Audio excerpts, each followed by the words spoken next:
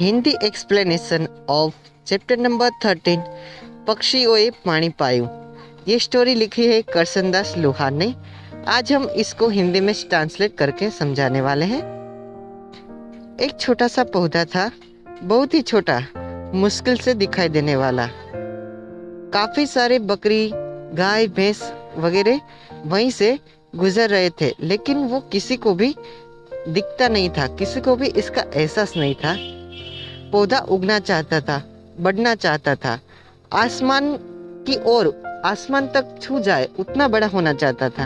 एक बरगद का पेड़ जितना बड़ा होता है उतना घेघुर यानी बहुत बड़ा घटादार वृक्ष बनना चाहता था। लेकिन वह दिन व दिन सूखता जा रहा था, जिस पर मुश्किल से 4 पत्तियां बैठी थी। लेकिन एक बकरी ने उसे देखा और उसने पत्ते खा लिए।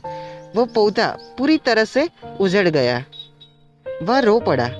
एक दिन एक छोटा सा पक्षी उड़ता हुआ आया और उस पौधे पर बैठ गया, लेकिन वो पौधा उसका वजन नहीं सह पाया और वो बोला और उसने चिड़िया से कहा, मुझसे दूर उड़ जाओ, मुझ पर मत बैठो, मैं तुम्हारा बोझ नहीं उठा सकता, मैं मुड़ जाऊंगा या फिर टूट जाऊंगा। वो पक्षी उड़ के नीचे आया और उस पौधे के सामने बैठकर उसने पूछा, तुम इतने दुबले पतले क्यों हो? तुम्हारा हरापन कहाँ गया? तुम्हारे पत्ते कहाँ गए? इस पौधे को इससे पहले किसी ने भी ऐसा कोई प्रश्न नहीं पूछा था और उसने जवाब दिया कि मैं अभी बहुत ही छोटा हूँ। कई दिन बीत गए लेकिन मैं बढ़ नहीं पाया हूँ। मेरी जड़ें पानी के बिना मुरझा गई है। मुझे कोई पानी नहीं मिला। मेरे पास 2-4 पत्ते थे, वो भी एक बकरी ने खा लिया। उस छोटे से पक्षी को उस पौधे पर दया आई और वह उड़ा और वो उड़ के एक छोटे से तालाब में गया। वहीं से अपनी छोटी सी एक चोंच में पानी की एक बूंद ली और फिर उड़ता हुआ पौधा के पास आया और अपनी चोंच में रखा हुए पानी को पौधों की जड़ों में डाल दिया।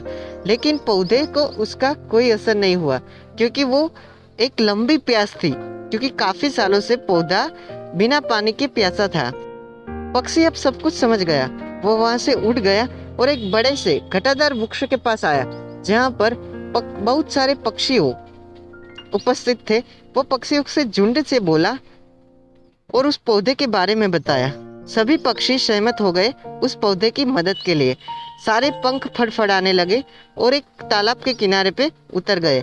वहीं से सबने अपनी चोंच में पानी भर दिया और फिर वो नन्हा पक्षी आगे और पक्षियों का झुंड उसके पीछे चलता है और वहां पर पहुंचता है जहां पर वो छोटा सा पौधा खड़ा था, और सारे पक्षी उसके मूल में पानी देने लगे। और ऐसे उन्होंने 10-15 बार किया और इसके कारण पौधे की जो जड़ थी उसको पर्याप्त पानी मिल गया और उसकी लंबी प्यास बुझ गई। जो छोटा सा पौधा था वो अब खुश हो गया और हर दिन ऐसे ही पक्षियों पानी लाकर देते थे उस पौधे को, और उन्होंने ऐसा कई दिन, कई महीनों तक किया। चोंच में पानी लाते थे और पौधे को पिलाते थे। अब पौधा हरा भरा होने लगा, पौधा बढ़ने लगा और वर्षा ऋतु की सीजन आई। आसमान में काले बादलों थे, आसमान काले बादलों से ढका हुआ था और जमकर बारिश हुई। पूरी मॉनसून में बहुत सारी बारिश हुई और पौधों को इसकी ही जरूरत थी। और इस प्रकार कई सारी मॉनसून में पौधों पर बारिश हुई। साल हो गए और आज वह पौधा एक बड़ा पर्णपाती यानी घटादार वृक्ष बन चुका है। हर दिन पक्षियों का झुंड आता है और पेड़ों पर बैठ जाता है, गीत गाते हैं और पेड़ भी खुश हो जाता है और अपनी शाखा यानी अपनी टहनी को हिलाकर अपनी पत्तियां को झुनझुनाता है, हिलाता है और आनंद से झूम उठता है। एक शाम की बात है, आसमान से एक नीला बादल आया, छोटा सा बादल आया और वो पेड़ की एक शाखा पर यानी डाली पर बैठ गया और उसने रिमझिम रिमझिम बारिश से उस पौधे को नहलाने लगा। और उसने बोला, क्यों दादाजी, मैंने इतनी गर्मियों में आपको नहला दिया ना। तब उस छोड़ को उन पक्षियों की याद आई और उसने याद किया कि जब वो बहुत ही छोटा था तब उन पक्षियों ने उसे कैसे पानी पिला के बड़ा किया था। और उसने छोटे से बादल को भी ये बात बताई कि जब वो छोटा था तब पक्षियों ने उसकी मदद की थी। और बाद में वो बादल था वो भी बोलने लगा कि हाँ सच में पक्षियों की जो जात होती है बहुत ही कृपालु होती है, दयालु होती है, अच्छी होती है। आई होप कि आपको अच्छे से समझ में आया हो।